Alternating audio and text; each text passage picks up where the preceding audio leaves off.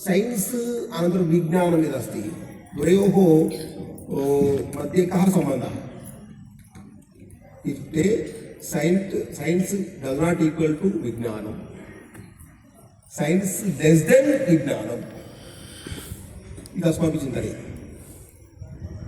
Science less than विज्ञानम् अर्थः कः? सैन्स् सामान्यमेव, ततोपधिकं विज्ञानम् इति अस्माभिः चिन्तनानुगुणं।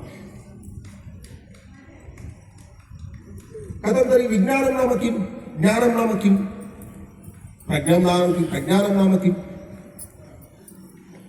तत् पदत्रये ज्ञानमस्ति। ज्ञानं, विज्ञानं, प्रज्ञानं। ज्ञानं नाम उदाहरणार्थं वदामि, अग्निः दहति इति वाक्यश्रवणमेव ज्ञानम्। तस्य अनुभवः यः अस्ति तद् विज्ञानं। प्रज्ञानं नाम किं यदि चिन्तयामः, प्रज्ञानं नाम किं तस्य उपयोगः न।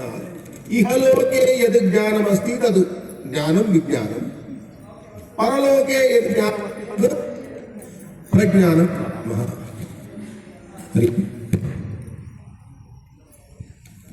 परलोके यद् ज्ञानं वर्तते, परलोकस्य विषये यद् ज्ञानं वर्तते तद् प्रज्ञानम् इति वदामः।